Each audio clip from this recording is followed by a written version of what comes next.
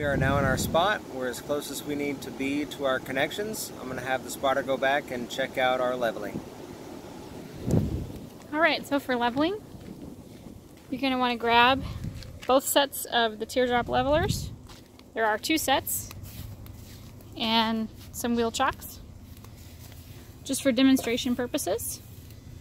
I'm going to let you know that there is one set of chocks with the end sawed off, like this. That goes in between. The one that's not sawed off is too long to fit in between the 2 tires, so you just want to put it like that. And then you will be able to direct your driver to back up onto it. The signs to the driver, waving back, and then we'll let him know to stop when he's on it. Let's have him back up just a little bit more to get on to the leveler.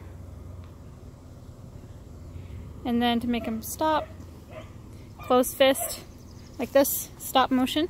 Then we're going to check the bubble for leveling. Go to the front. This one right here is the one in the middle.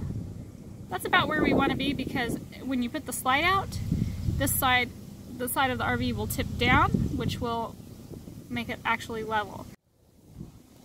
Alright, and then when you're back at the wheels, you're going to go ahead and stop.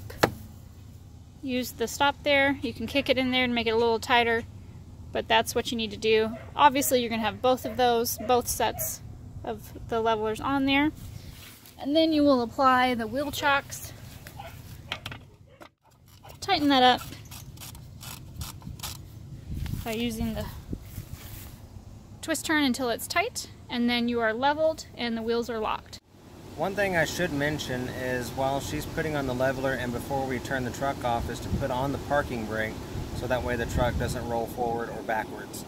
So I've got the parking brake activated, and I'm not going to turn the engine off yet. We're going to go ahead and hook up the electric. That way we can have power to the rig.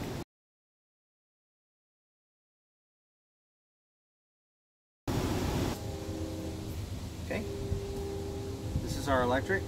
Slide that little panel open, pull it out. And at this point you can go ahead and connect the power surge protector that we provided for you, located in the small storage box. Safety tip, one thing to consider, plug this in to the campground power source first and then turn the breaker on. Alright, our truck is parked. We're getting ready to lower the jack. I'm using a cinder block here, but we provide these blocks so that way you can use them if you want to. It really depends on how close you are to the ground. Sometimes you have a lot more space than this, depending if the ground is level or not. You definitely want a few inches here, because if you don't, you won't be able to get the hitch far up enough to put it back on your vehicle. So I recommend putting quite a bit of space in here. So we're going to go ahead and lower the jack to where it will start to lift the truck up.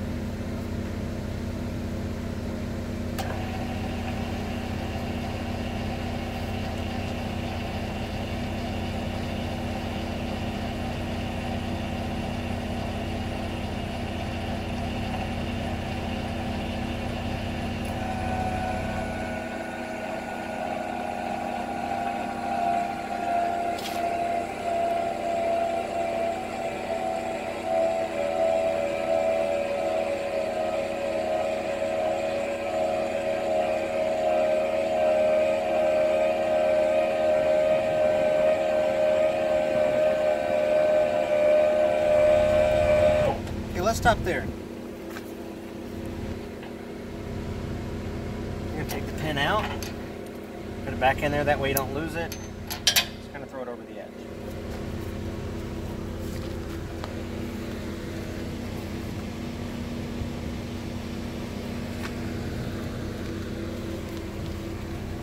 Whenever we put this on, we had the lever pointing this direction. To get it off, we want it the other direction, like this.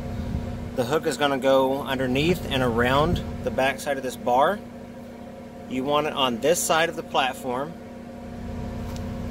And if it feels loose, you can go ahead and take it off. If it's too tight where you can't get it to pull up even a little bit, you need to raise your trailer up a little bit more. But right now, it's loose enough that I can do this with one hand and be okay. Safety tip. Back away from the bar, because once this releases, it's going to pop out.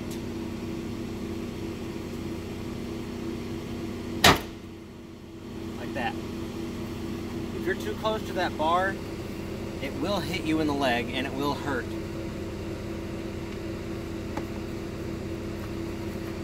I'll take the pin out here.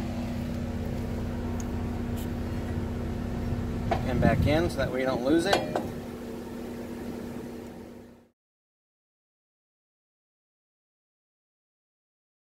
We have both of the bars off, so now we need to lower the trailer and the truck back down to where this will be loose again. We're going to take the pin out. See, right now it won't do it because we're lifted up, so it's tight on the ball. So we're going to retract it.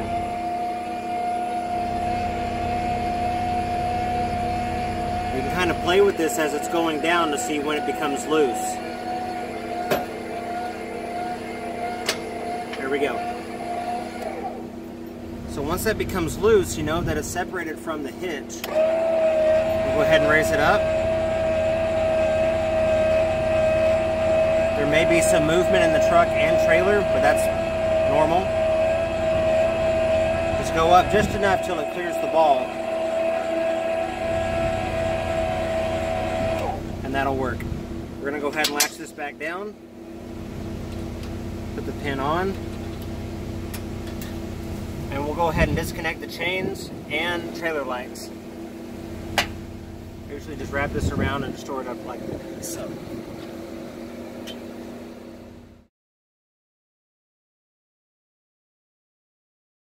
Once the chains are off, the light cord is out of the way, and you are absolutely sure that everything is disconnected from here, we can now move the truck and continue on with leveling. The truck is out of the way. We can now go ahead and move this. So I'm going to let the spotter go around and tell you about the side level.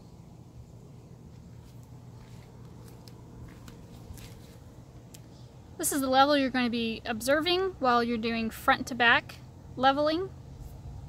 This bubble means that the top of the RV is too high, so you need to retract the hitch jack in order to bring the nose of the trailer down. So as the nose is moving down, you can see movement in the bubble, and you want to get it to where it's in the middle. So you'll just continue retracting the hitch until the RV is level.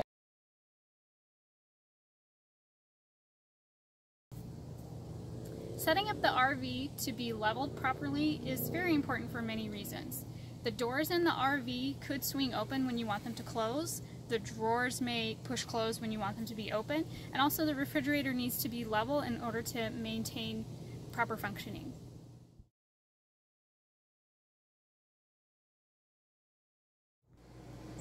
Now we're going to do the water hookups. Again, if these are perpendicular, all these are unlatched. We've already unlocked this, but sometimes there's a little bit of issue getting it unlocked or keeping it locked. If it seems like it's being stubborn, just push on the door a little bit and it should unlock. We've stored the water hose here for one main reason. Whenever you pack it up after leaving camp, if there's any water remaining, it will empty out into the sink and not cause any water damage.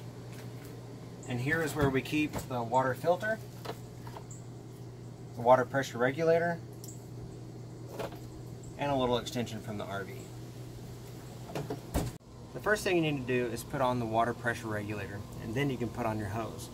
It's very important to put the water pressure regulator on first, because if you forget and you turn the water on, you can run the risk of busting lines inside the RV and amount to a ton of water damage. Now we can go over and put the water filter on the RV. We've got our water pressure regulator hooked up. Now we come over here to where it says city water connection. This little piece right here keeps the amount of force being tugged on this to a very minimum level. That way the water filter is not sticking straight out. You don't want to twist the water filter and the hose together because you'll run the risk of kinking the hose. This does move, so use this to tighten. Go ahead and throw that on there.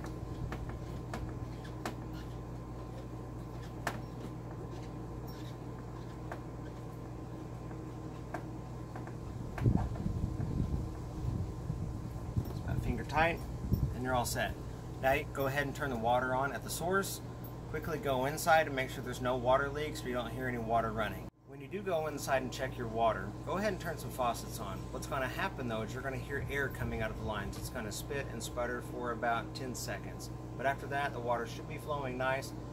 If it's a new water filter, it will have some gray or black tint to it. Just let that run for about 3 minutes and you should be good to go.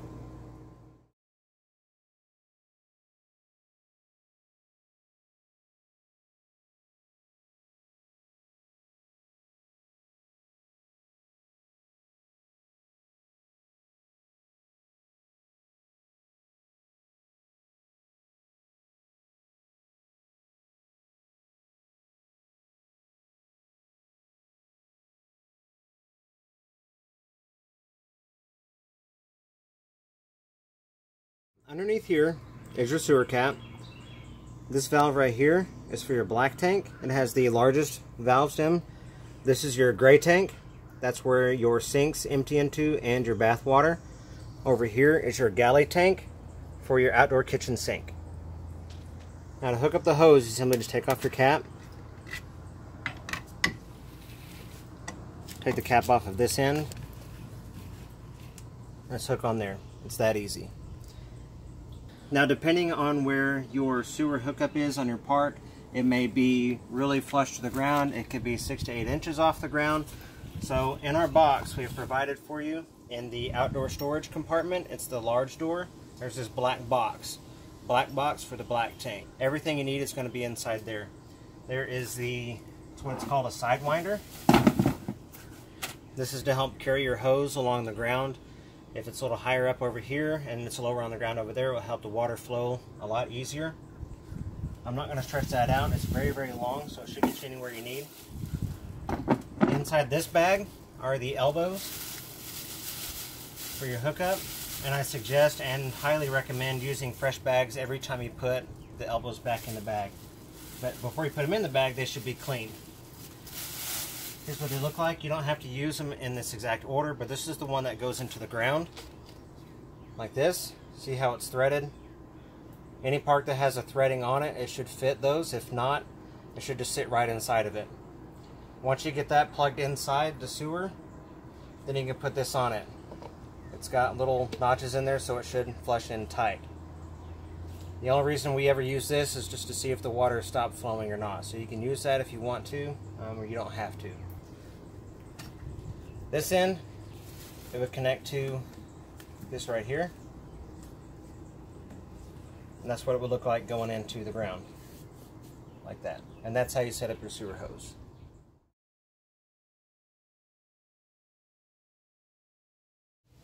Again, using your remote, you want to hit the next button on the main screen to get to the main slide page. We're going to go ahead and go out. Now already at this point you should have made sure that there was enough clearance away from any trees, your connections like your power box or the water valve. There's quite a bit of space there, so you want to make sure that you have enough room for it.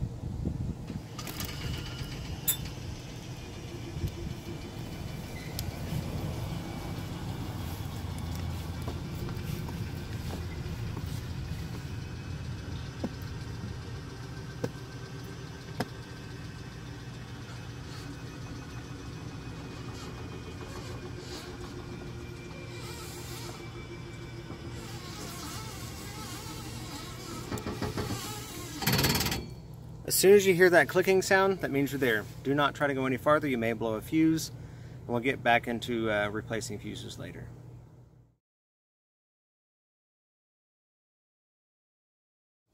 Now we're going to set up the stabilizers and go ahead and put the slide out. But to do that, we need to get to our remote, which is back inside on the panel wall.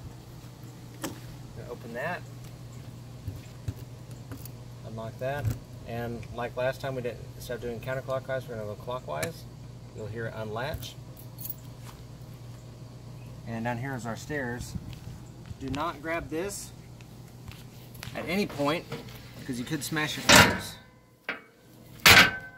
And they just pop out.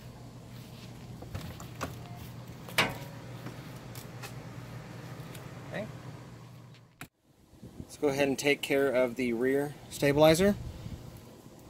Along with the stabilizers, we've included those blocks that you can put down if it's too gravelly or if it's too muddy. The blocks we provided for you come in real handy with that.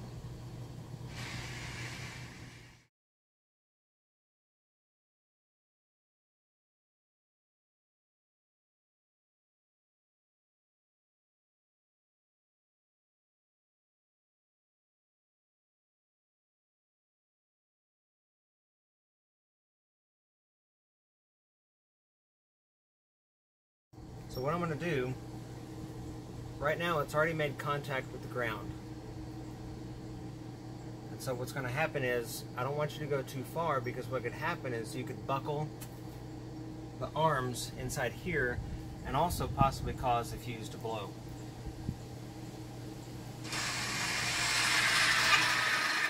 Once you start hearing the motor slow down a little bit, that's right about the point you want to go ahead and stop.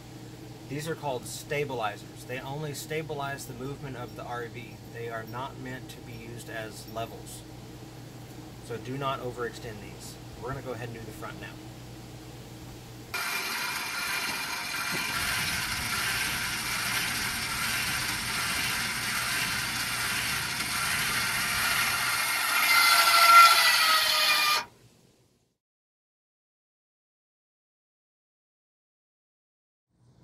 When you're ready to use the outdoor awning, you can extend it by one of two methods. You can use the remote, which has an awning function to extend and retract, and also there's a button on the inside panel that also extends and retracts.